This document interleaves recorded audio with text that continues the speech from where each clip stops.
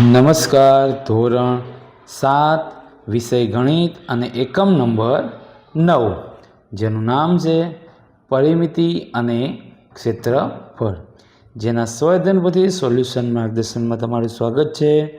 જોઈએ આપણે માર્ગદર્શન, તો એમાં અહીંયા સમજ પાકી કરવાની છે એની વાત છે. તો કયા કયા મુદ્દાઓ છે એ અહીંયા મુદ્દાઓની નોંધ છે, એ મુદ્દાઓની આપણે આ એકમમાંથી સમજ પાકી કરવાની છે. બરાબર. ચલો આગળ જોઈએ. એમાં સાચો વિકલ્પ પસંદ કરી ખાનામાં લખો. તો અહીંયા પહેલું જે છે એમાં આવશે બી, બીજામાં ડી, ત્રીજાની અંદર એ, ચોથાની અંદર ડી, ત્યાર પછી 5 નંબરની અંદર બી. બરાબર. ત્યાર પછી જોઈએ નંબર 6. નંબર 6ની અંદર હશે સી, નંબર 7ની અંદર આવશે બી. બરાબર. નીચે આપેલા આકૃતિમાં ત્રિકોણ એમપીઓનું ક્ષેત્રફળ શું થશે એનામાં. ત્યાર પછી નંબર 8ની અંદર આવશે સી, 9ની અંદર એ અને 10માં એ. 10માં એ પછી આમાં આવશે 11માં બી, 12માં એ. 13 નંબરની અંદર જોઈએ તો બાજુમાં આપેલા આકૃતિની પરિમિતિ કેટલી થશે, તો એમાં આવશે 13માં બી, 14માં આવશે એ અને 15માં આવશે બી. નંબર 16. 18 સેન્ટીમીટર વ્યાસવાળા વર્તુળની ત્રિજ્યા કેટલા સેન્ટીમીટર હશે, તો એમાં આવશે સી. ત્યાર પછી અર્ધવર્તુળ ત્રિજ્યા 8 સેન્ટીમીટર છે, તો તેનું ક્ષેત્રફળ શું થાય, એમાં આવશે બી. જોઈએ પ્રશ્ન નંબર 2. ખાલી જગ્યા પૂરો. ખાલી જગ્યા પૂરવાની જે વાત છે એની અંદર જોઈએ આપણે તો નંબર 1માં આવશે એમપી, બીજામાં ત્રિજ્યા, ત્રીજામાં આધાર, ચોથાની અંદર 50 સેન્ટીમીટર વર્ગ, પાંચમાની અંદર 280 સેન્ટીમીટરનો વર્ગ, છઠ્ઠાની અંદર 8 પાઈ અને સાતમાની અંદર 154 મીટર. આગળ જોઈએ આપણે 8 નંબરની અંદર આવશે 12 સેન્ટીમીટર. બરાબર. 9માની અંદર આવશે 120 સેન્ટીમીટર અને 10માં આવશે 30 સેન્ટીમીટર વર્ગ. બરાબર. પ્રશ્ન નંબર 3. વિધાન ખરા છે કે ખોટા તે જણાવો. જેમાં પહેલું વિધાન છે એ ખોટું, બીજું ખોટું, ત્રીજું ખોટું, ચોથું ખોટું, પાંચમું ખોટું, છઠ્ઠું ખોટું, સાતમું સાચું અને આઠમું વિધાન ખોટું. બરાબર. આગળ જોઈએ તો પ્રશ્ન નંબર 4. નીચેના દાખલા ગણો. તો એમાં દાખલામાં આપણે નંબર 1 જોઈએ કે સમાંતર બાજુ ચતુષ્કોણ PQRSમાં PM લંબ SR QR છે. જો PM બરાબર 12 સેન્ટીમીટર અને QR બરાબર 8 સેન્ટીમીટર હોય તો સમાંતર બાજુ ચતુષ્કોણનું PQRSનું ક્ષેત્રફળ શોધો. હવે અહીંયા આપણે જ્યારે પણ દાખલા ગણીએ ત્યારે એના સૂત્રને યાદ રાખીએ કે સમાંતર બાજુ ચતુષ્કોણનું ક્ષેત્રફળ બરાબર આધાર ગુણ્યા ઊંચાઈ. અહીં PM લંબ SR છે, PMની ઊંચાઈ છે, QR ઇક્વલ SR હોવાથી એની ગણતરી કરીએ તો ઊંચાઈ બરાબર PM બરાબર 12 સેન્ટીમીટર. તો અહીંયા ગણતરી કરતાં જવાબ આપણને મળશે 96 સેન્ટીમીટર. આધાર અને ઊંચાઈનો ગુણાકાર કરીએ એટલા માટે. આગળ જોઈએ નંબર 2. નંબર 2ની અંદર EFGSનું ક્ષેત્રફળ હોય તો એની અંદર આપણે પાયો ગુણ્યા વેધ બરાબર 10 ગુણ્યા 4 બરાબર 40 સેન્ટીમીટરનો વર્ગ. આગળ જોઈએ નંબર 3. નંબર 3ની અંદર ક્ષેત્રફળ બરાબર જે આપેલું છે ક્ષેત્રફળ, તેના આધારે આધાર સીડીની આવી અને ધારો કે એમાંથી સીડી પરથી ઊંચાઈ h, તો h બરાબર 132 ભાગ્યા r બરાબર 12 મીટર. તો જવાબ આવશે 12 મીટર. નંબર 4. નંબર 4ની અંદર જવાબ આવશે 24 સેન્ટીમીટર.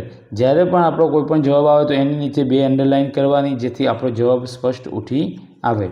પહેલું આપણે અહીંયા ત્રિકોણનું ક્ષેત્રફળનું સૂત્ર મૂકીએ છીએ અને એની અંદર આપેલી રકમ મૂકીએ એટલે એના આધારે આપણને જવાબ પ્રાપ્ત થાય છે.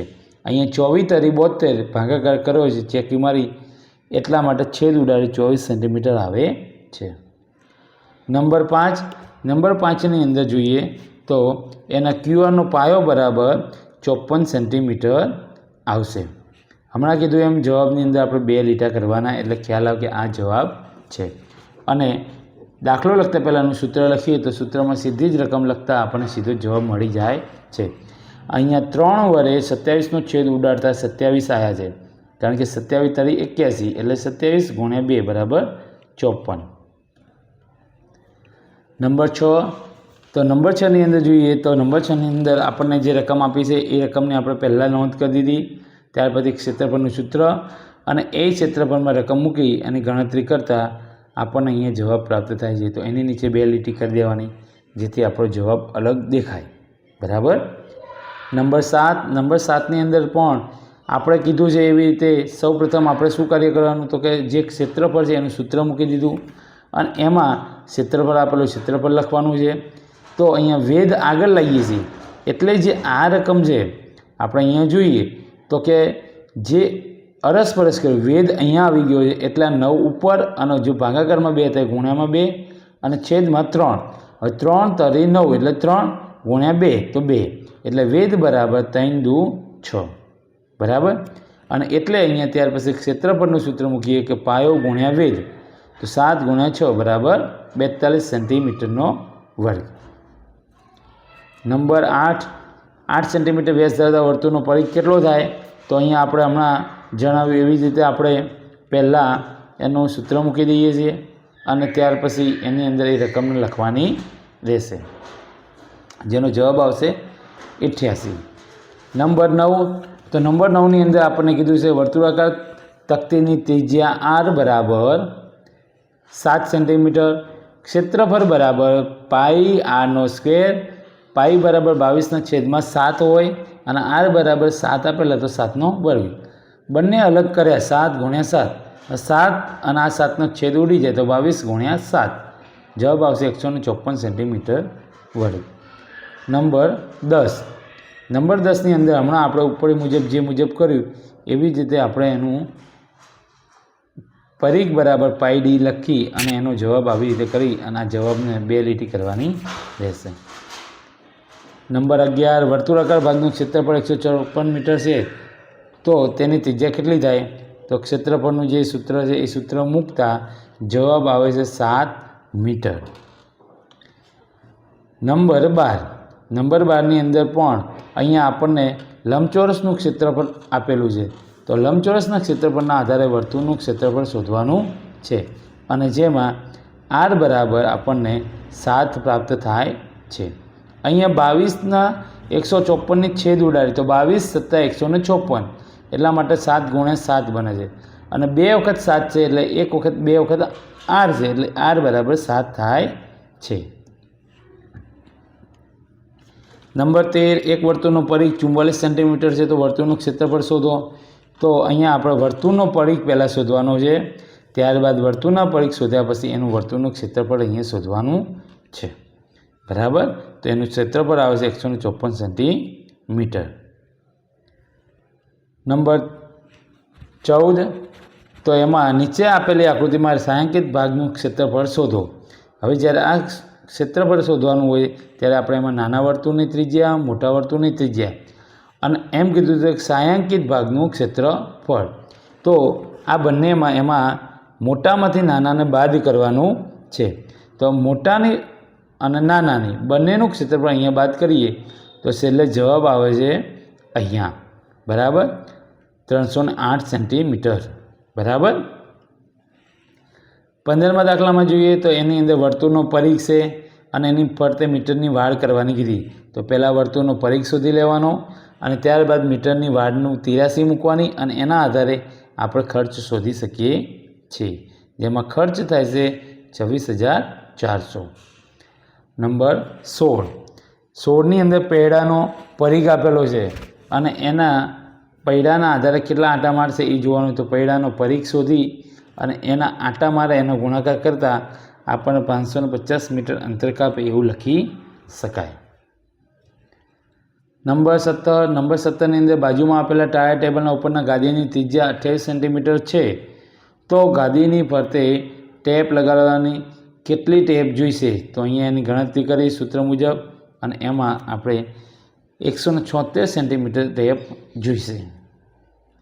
નંબર 18 આકૃતિ આપેલી છે એમાં હમણાં આપણે જે ઓલું છાંયાંકિત ભાગવાળું જોયું એવી જ રીતે અહીંયા બે ભાગ કરવાના છે. ક્ષેત્રફળ તો મોટું વર્તુળનું ક્ષેત્રફળ અને નાના વર્તુળનું ક્ષેત્રફળ બંનેની બાદબાકી અહીંયા કરી છે કરવાની. એમાં કોમન r વર્ગ કાઢી લીધો અને ત્યાર પછી ગણતરી કરતાં આવી રીતે આપણને 1232 મીટર જવાબ મળે છે. અને એમાં પછી 1 મીટરનો ખર્ચ બરાબર ગુણાકાર 10 છે તો કેટલો થાય એવી રીતે ગણતરી કરી જવાબ 12,320 આવે છે. 19 નંબરમાં જોઈએ તો ક્ષેત્રફળ બરાબર આધાર અને ઊંચાઈનું સૂત્ર મૂકી 300 × 80 બરાબર 24,000 ચોરસ મીટર થાય. બરાબર. નંબર 20ની અંદર સંગીત તેના પિતા સાથે પિરામિડ જોવા ગઈ છે તો પિરામિડની વાત કરી છે અને એના વાત કરીએ ક્ષેત્રફળની તો આપણને અહીંયા આધાર અને ઊંચાઈ આપેલા છે એના આધારે આપણે ક્ષેત્રફળનું સૂત્ર મૂકી અને અહીંયા ગણતરી કરી શકીએ છીએ. 21 નંબરની અંદર જોઈએ તો કે ચોરસનું ક્ષેત્રફળ આપણે આપ્યું. ચોરસના ક્ષેત્રફળના આધારે આપણે વર્તુળનું ક્ષેત્રફળ શોધવાનું છે. તો અહીંયા ચોરસનું ક્ષેત્રફળ, ત્યાર પછી વ્યાસ અને ત્રિજ્યા આપી એટલે વર્તુળનું ક્ષેત્રફળ અને ત્યાર પછી રેખાંકિત ભાગનું ક્ષેત્રફળ એટલે કે આપણે ચોરસમાંથી વર્તુળનું ક્ષેત્રફળ બાદ કરતાં આપણને જવાબ પ્રાપ્ત થશે 86 સેન્ટીમીટર વર્ગ. બરાબર. નંબર 22ની અંદર આપણે પરિઘ શોધવાનો રહેશે પહેલાં, ત્યાર પછી પરિઘ બીજો છે એ શોધી અને ક્ષેત્રફળ શોધતા આપણને 600